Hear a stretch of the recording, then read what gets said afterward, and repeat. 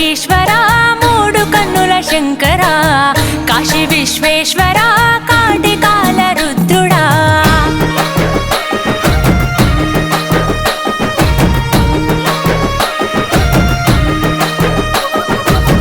ములోక ఈశ్వరా మూడు కన్నుల శంకరా